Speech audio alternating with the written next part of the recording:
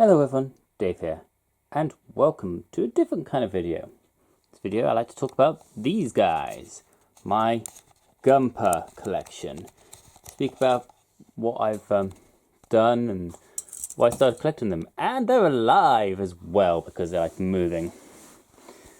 So why do I build and collect Gunpla? Well, or any sort of model really. I've always had a sort of fascination with building things. And when I was in my youth, I watched this show called Gundam Wing. And then, giant robots. So why not? My very first Gunpla model was this guy. From Gundam AEG. Now, he's not a higher grade or master grade or anything special like that. He's got like no movement at all in any of his joints, apart from like very stiff arms and the head. That is it.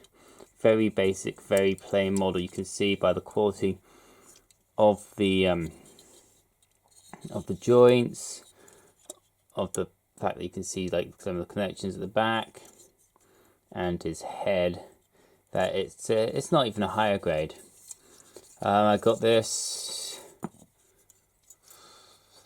3-4 years ago now. Yeah, but that was my very first Gunpla model. I decided, you know what, I'll start building them. I'll start collecting them because, as I said, I've always had a fascination with Gundams. I said, even though I've only ever really watched Gundam Wing and only recently watched the original Gundam. Some of these you may have noticed from my Gundam builds, but yeah, I got myself the Freedom Gundam. This is the higher grade version. I do have a master grade somewhere. No, not master grade. Yeah, master grade somewhere. But most of my collection has unfortunately been lost or damaged when I moved from to this flat. So unfortunately, some of it is damaged beyond repair, having to be rebuilt. Some of it's got lost. It's a real shame, but yeah, I have more from these Gundams. I've got this Gundam from Iron-Blooded Orphans. I can't remember which one it is, but that's also a higher grade. You can see that there's a pit missing from the hand here. Dust from where it's just been sitting on the shelf. But that's one where one of the pits has become missing. One of the things I don't like about the Iron-Blooded Orphan stuff is the size of their feet. On the higher grades, it just doesn't seem right. And then, of course, you've got the whole chunky body, and then the thin waist. It's weird. There we go. That's one of the Iron-Blooded Orphan ones that you haven't seen me build. I've got Strike Gundam higher grade model. Once again, it's got some bits missing due to the move. The backpack does come off and help it transform into sort of plane mode. Now you've got this little shield and gun. Of course, having a plane mode, it's based off the original Gundam, which was able to fly around in a sort of plane mode. Once again, it's just a higher grade. It was one of my earlier builds. No paneling or any sort of special stickering I was able to do with that one. Build fighter kit, Transient Gundam. Once again, it's a quite little easy higher grade model. It does have the blue cores and stuff like that. Shine has the Trident blasters, I believe. Not much into the lore of that particular one. The Transient Gundam, which is a build on this channel. It was it my first one? It's one of my very, very early ones, which was recorded on the GoPro rather than the full HD camera. But yeah, it's purple things. Unfortunately, he's lost a spear and a bit of his hand during the move, which is a shame. But it was one of the first ones I I built back in the day when I first started this channel. But yeah, he's got his own little stand, which helps with, and also is the white version, which is pretty cool. Now this bad boy, this master grade. Oh my god, this took me forever to build. Gundam Unicorn. I have watched this series. I've done quite well. I keep him in destroyer mode because it's just so tricky to build it. This guy took me 2 months to build. I built him last year, 2018. He's managed to keep him pretty good nick and condition. That's because I don't really take him out or anything like that. He just sort of stays. You got the little unicorn symbol on the shield. The detail on this one is pretty awesome. I did do a little bit of paneling just to bring out some of the shades and recesses. But yeah, I was planning on building him on screen, but for some reason the video became corrupted, which is a shame. But you know, it's one of those things that happens. But yeah, I have watched Gundam Unicorn. It's a brilliant series. I have got the Banshee, which I will hopefully be building at some point in the future. This guy you probably recognise, the Titan Gundam Mark II, the Titan variant, in the blue. This of course is a master grade as well. I did do a build of this one on my channel, which is on the playlist. Some of the stickers are unfortunately coming off, but once again you can see there he just sits on the shelf. I do want to get a proper display cabinet for these guys one day, but at the moment there's just not enough space, which is probably another reason why I've stopped the builds of these ones, because as I say, just don't have the space. But yeah, he's pretty good. One of my not one of my favourite Gundams, but one of the ones I'm most proud of to have built, by the quality of it and the fact that he's all together in one piece and hasn't got anything missing. That's probably why I'm so proud of it. Onto the 1/100 scale models. We've got this guy, once again from Iron Blooded Orphans. I can't remember what he's called, but he's the horse one. It's not my favourite. Yeah, once again, I just don't like the. It's just something about it I just don't like.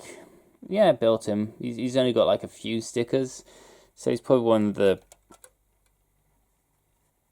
not the earliest, but one of the easier master grades to have built for the 1/100 scale bad boys.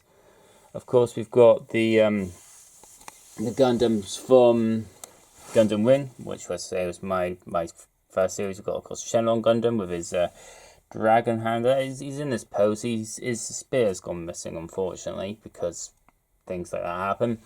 Of course, got the latest one, Heavy Arms, Wing Zero, because everyone needs a Wing Zero. Of course, Epicon. He was probably my favourite Gundam from Gundam Wing. He was also probably my favourite master grade to build of the 1/100 scale. Of course, we've got the original Gundam.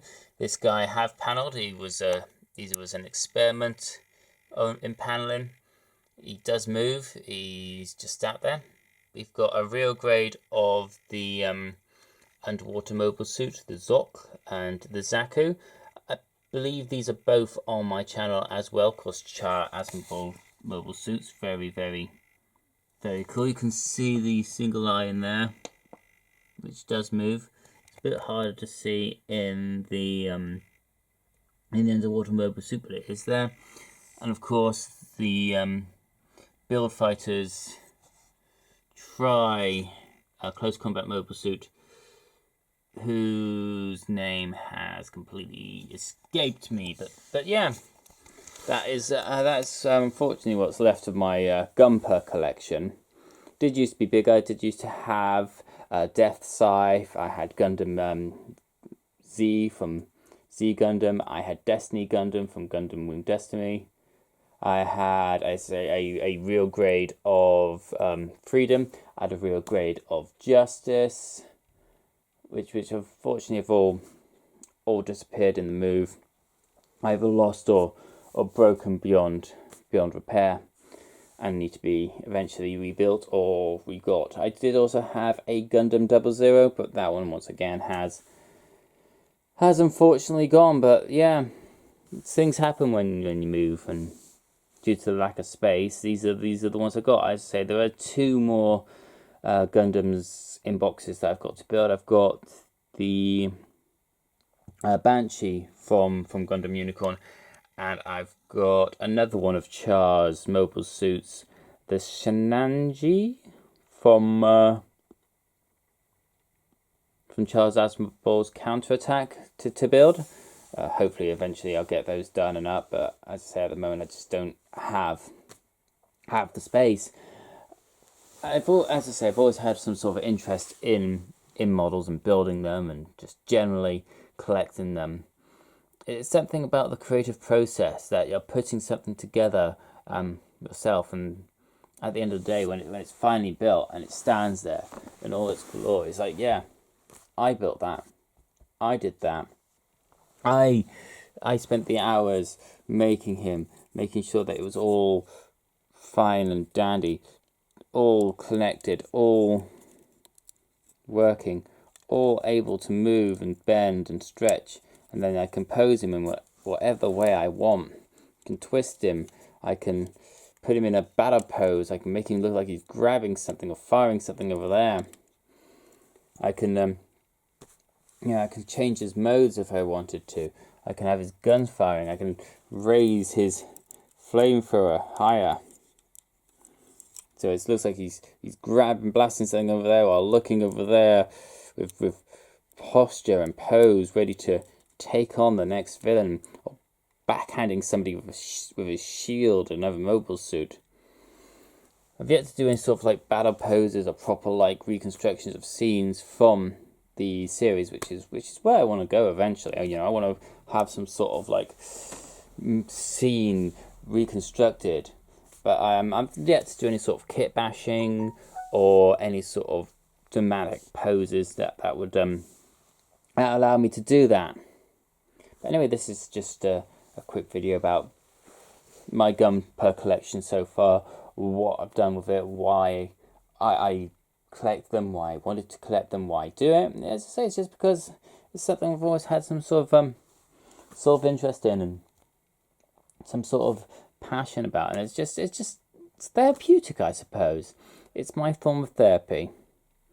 But I say there are a few more Gundam builds coming up eventually in the future. I say the Banshee, which is once again a real grade. Oh god, that's going to take me forever.